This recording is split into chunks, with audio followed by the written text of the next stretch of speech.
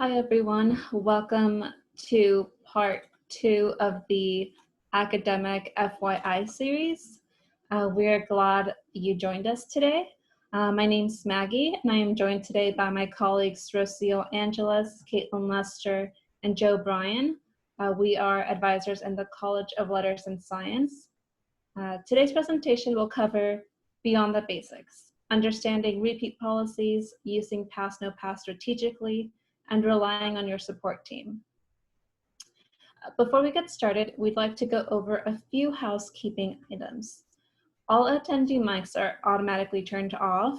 Please use the chat feature to ask questions. If your question does not contain personal information, you can post it to everyone in the chat, or if you would prefer to have it asked and answered privately, please select one of the academic advisors marked as co-host in the chat when posting your question. Please note that the information we're going to present today is specific to the College of Letters and Science. So let's get started. Here is our agenda once more. And let's get started. Okay, so now it's week 6 and you're getting an idea of how you are performing in your classes. Likely you've had a midterm or submitted a paper and know more or less where you stand in the class. So let's begin by discussing the different grading options. We'll start with letter grades as this is the most common option and the default on gold. What are some advantages of choosing a letter grade? Letter grades are factored into the UC GPA, so if you do well, it will be reflected in your overall GPA. In order to graduate, the majority or 2/3 of your UCSB units, to be exact, must be completed with passing letter grades. A D- or higher is considered a passing letter grade and will result in units and credit.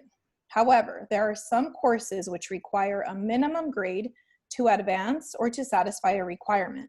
For example, writing 1 requires at least a C to satisfy entry-level writing. Another example are sequence courses like general chemistry, where you need a C or higher to advance to the next course. So now, what are some things to consider about letter grades? Letter grades are factored into your UC GPA, which means if you don't do as well as you hope to, it will be reflected in your GPA. In order to satisfy major or minor requirements, courses must be completed with a letter grade, unless the course is only offered as passed, not passed. Also, pluses and minuses have different values when calculating your GPA, except an A+, which gets calculated the same way as an A. And remember, only UC grades are calculated into your UC GPA. This slide here shows you the minimum grade needed in order to earn units and credit. You can see that above the red line, we have grades of D- and higher, which result in units and credit. You'll notice that when students earn an F in a course, units and credit are not awarded. So let's just pause here for a second to see if there are any questions that have come up so far that would like to be addressed by either our colleagues Joe or Caitlin.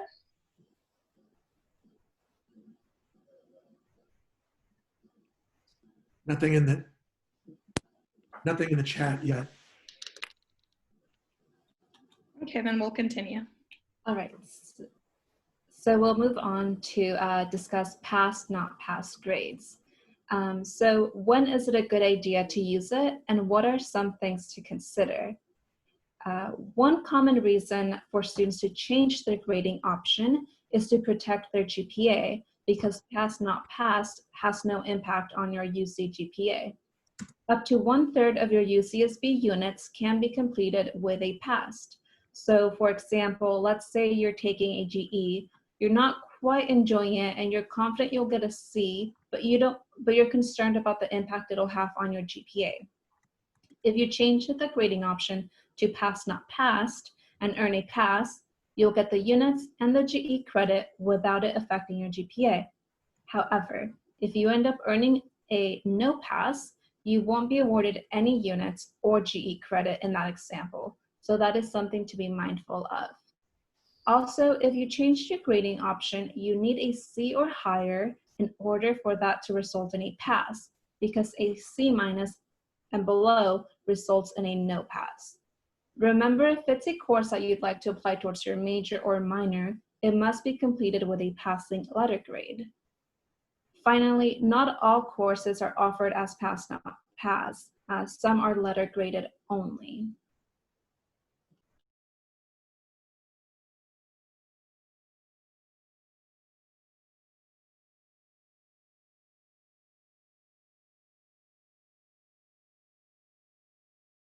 There's pass not pass.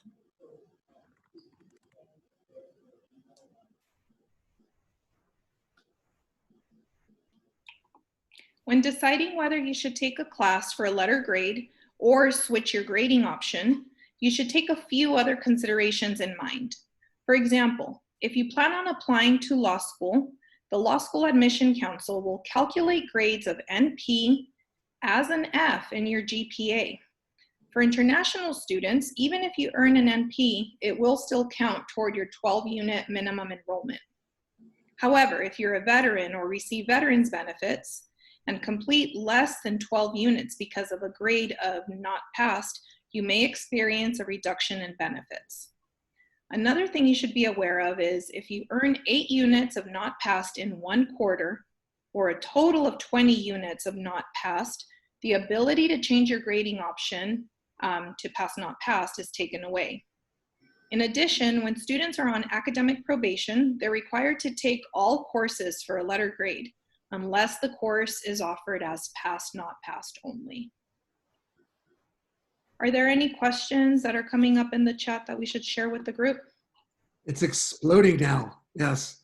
One good question that I think is really important to cover is specifically about the grading option deadline. The grading option deadline is Friday, November 20th. You can find the deadlines under the registration tab in gold.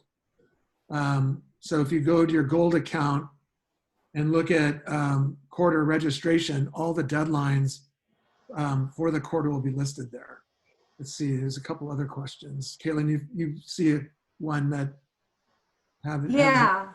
I got a great question about how you actually do that change. So that's going to be on gold under my schedule and modify. And under there, you'll see grading option. If it is a grading optional class, you'll have the option to change your letter grade there.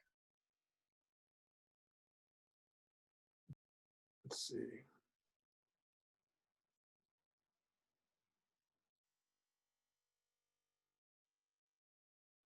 Oh, it's another really good question. Do non-UC classes automatically count towards the 1/3 of units that are pass, no pass? No, that's if it's not a UC class, it's not factored into the total at all. It's only the UC classes that are factored into your grade totals of either 2/3 letter grade or 1/3 pass, no pass. To make it a little bit complicated, there is a caveat to that. If you happen to take 120 letter graded units through the UC, you don't have to worry about the percentage anymore. So it's either 2/3 or 120 units. There was another question about pre-major classes. You need to check the major sheet to determine whether it's appropriate to take a class for the major pass, no pass. Typically, that is not allowed. So really the rule of thumb is all classes that can be applied to your major must be taken for a letter grade. Now, sorry, I'm probably going to complicate things. If you knew you were doing very poorly in a class for a pre-major, you should definitely talk to an advisor to figure out what your best option is moving forward.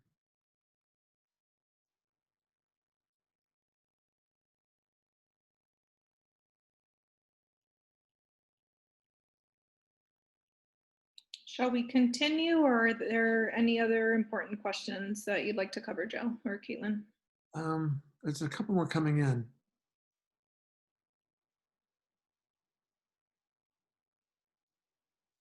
So there's a question like, why would you want to use the letter grade option? And, there's lots of reasons too. Probably the most obvious is something came up and you don't have a chance to be successful in the class, and it's after the drop deadline, and you want to, basically protect your academic stand forward. So pass, no pass is going to do that. There's not going to be any negative academic consequence immediately if you get a no pass. But I definitely would use any kind of consideration for whether you're going to take a class pass, no pass is maybe a good reason to talk to an academic advisor.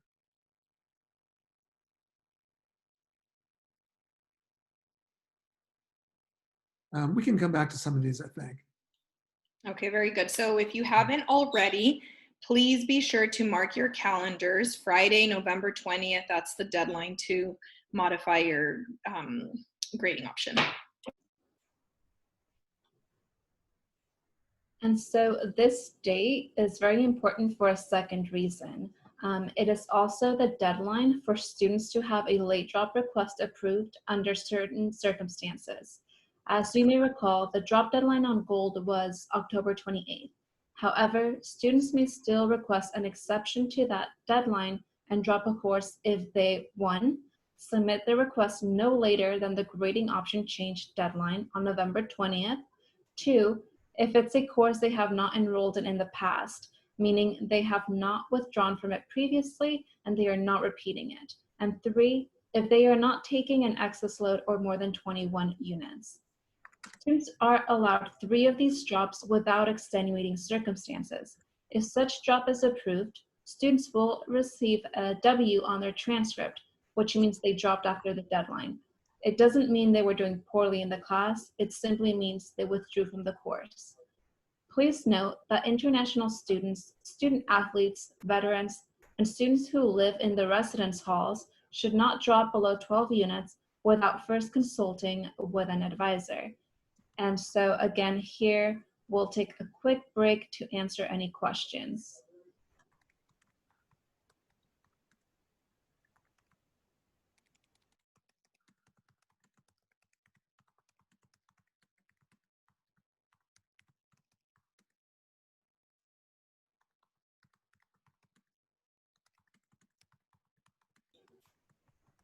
Sorry, Okay. I was typing.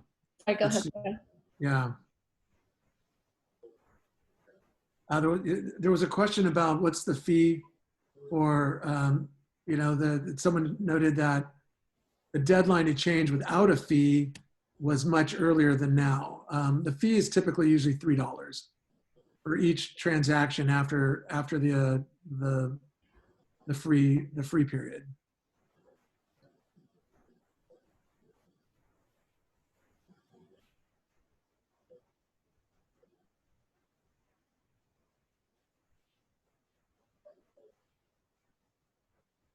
Okay, so if we don't have any more questions, we can continue. So now, what can you do if you didn't do well in a course and you didn't drop it? So next we'll take a look at repeats. Okay, so there are some courses that can be repeated for additional credit, such as discovery seminars or independent research courses. But here we are referring to repeating a course for GPA purposes. Only grades of C- or below, or not passed, may be repeated, and you can only repeat a course once. Units are awarded only once, so that means that if in your first attempt you earn a D and you repeat the course, you will not earn additional units in the second attempt, since a D- or higher results in units. The grade earned in the second attempt of the course is what gets calculated in the overall GPA, regardless of whether it's a higher or lower grade than the first attempt. If you withdrew from a course in the past after the drop deadline and have a W on your transcript, and you enroll in the course again, that's not considered a repeat. Please note that the second grade replaces the first grade in the overall GPA only for the first 16 units of letter graded repeats.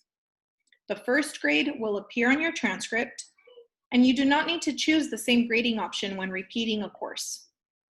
If you use all 16 units of letter graded repeats and you repeat a course, both grades will then be calculated in the GPA. Are there any questions related to this that we should stop and answer?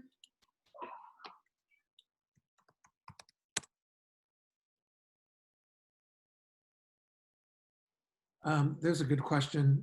Do you need to fill out a petition when you're deciding to repeat a course? No, you don't. It's actually automatically calculated through the student information system.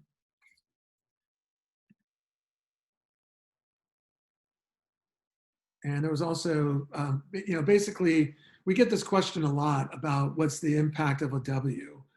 And there is no impact of a W. A W is a notation on your record that you withdrew from a class or for a quarter if it was after the schedule adjustment period. Sometimes students are concerned that W's somehow look bad for employers or graduate school. And I've not ever heard that from an employer or from a graduate program that there was any negative consequence to a student withdrawing. It's really actually probably illegal for them to ask, because it's your academic record, and if there was a medical reason for the withdrawal, you're entitled to your academic and medical privacy.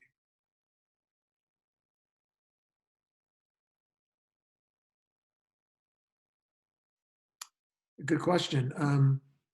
If you need, if some majors have pre-major GPA, and the question is, if you earn better than a C- and you don't make the pre-major GPA, can you repeat the class? And the answer to that is no. So regardless of the circumstances, if you earn a C- or lower, you can repeat. If you earn a C or higher, you cannot repeat. Now, as I say that, I realize there's a couple circumstances that's not quite exactly true. And those are, though, courses that are designated in the system that are repeatable for more credit. But for the purposes of improving your grade, you can only repeat a class if you earn a C- or lower, or a no pass.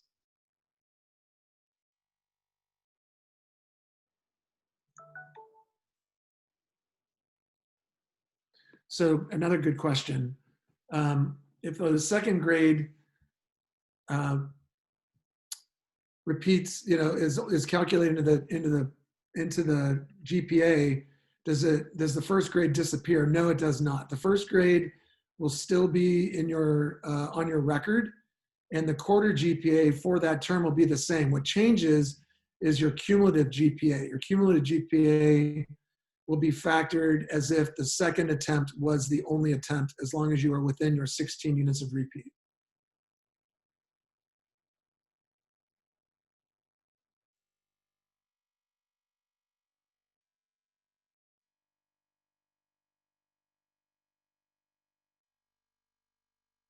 I think we're ready to go. Okay, so we'll move on to discussing the importance of relying on your team to ensure academic and personal success. So, we all have different areas of expertise, and you'll need to gather information from various units to make the best decision possible. The information and policies we covered today should be discussed with members of your support team. For example, if you receive financial aid, be sure to check with the Office of Financial Aid if you find that you need to drop below 12 units. Or if you're interested in pre-law and want to take a class for pass not passed, you'll need to check in with our specialty pre-law advisors. So it's important to rely on your team when making these important decisions. And before we wrap up, we want to remind you about the final portion of our series. This presentation will focus on majors, minors, how to get involved with research, and end of the quarter check-in.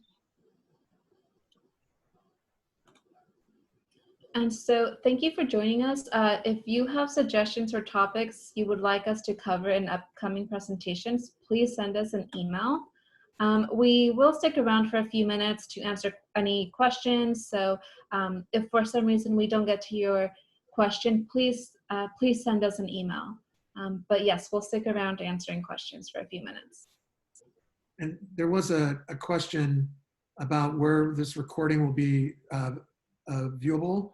It'll be on our College of Letters and Science website, duels, duels.ucsb.edu, under, I forgot what I have to pull it up. It's under advising workshops. Advising workshops. I'm putting that in the chat right now. Yeah.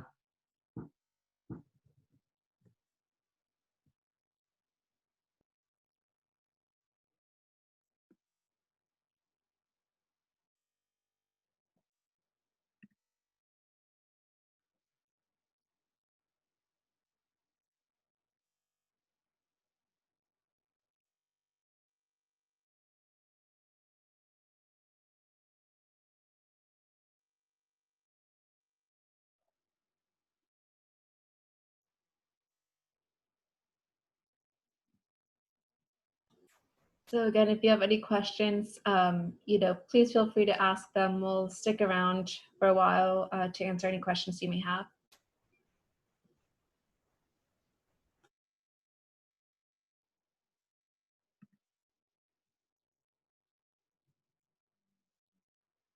So there's a question about where to go if you just have some general questions. And probably the easiest thing to do is go to, again, our website and get into the drop-in wait list. The instructions are under general advising, and you'll enter into the queue list wait list and enter in, and then someone will call you and schedule an appointment with you. So just follow the instructions under general advising at the duels website, duels.ucsb.edu. I also see a question here about whether or not you can take an upper division elective as an undergrad, or I'm guessing if a student means they have not yet reached upper division status, they don't have 90 units completed yet. That can vary. So if you see that the class is in fact upper division and isn't upper division level limited, you may see that restriction when you go into the course info. That means you would need to have 90 units completed. If you don't see that, and if in fact the class doesn't have prereqs, or more likely, if it has prereqs that you already meet, you could indeed be eligible to take that upper division class. So you'd want to check, is it restricted to upper division, or does it have prereqs?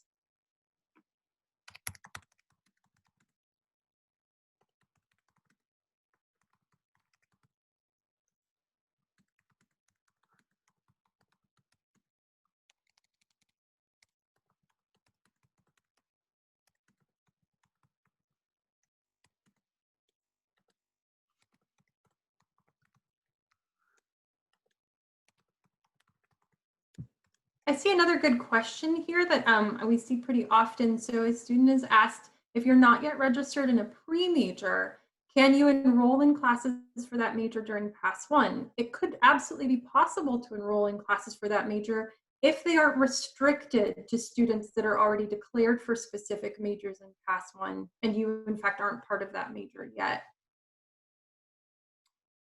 I just put in all majors. Sorry, go ahead, Joe. I'm sorry. I just put in the chat our general academic advising email address. It's academic_advising@ltsc.ucsb.edu. So if you just have a general question, you can send that pretty much anytime that we're open. We will respond either directly to your email or follow up to suggest that you talk to an advisor.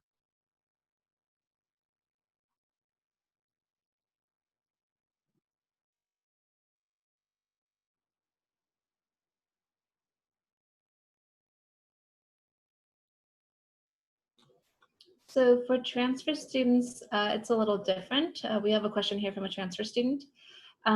If you transferred with an IGETC, then you do not have to complete the UCSB GE program. You would have to take care of your major requirements as well as the overall unit requirements. So sometimes students refer to these upper division electives as GEs, but really they're separate. They're just electives to satisfy the minimum unit requirement.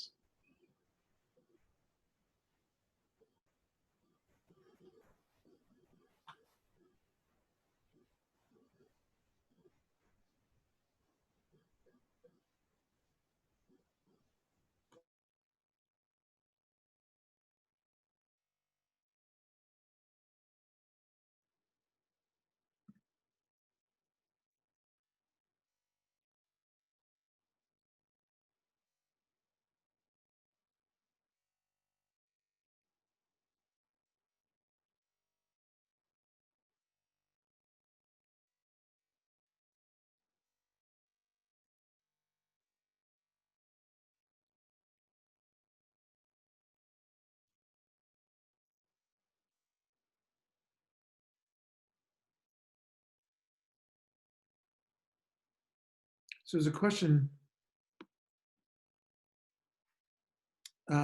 about registering for classes outside your major in Pass 1. You can actually register for any class that you meet the restrictions for. It is kind of an assumption that's mostly accurate that if you're a first or second year student that you're not going to have access to upper division or 100 level classes, but that's not entirely accurate. Probably the most popular class on campus for first and second year students is SOC 152A. It's an upper division course that has no restrictions or prerequisites. There are some others like that. So, if you see a class that's interesting, just check the restrictions tab and the prerequisite tab to see if you qualify for the class.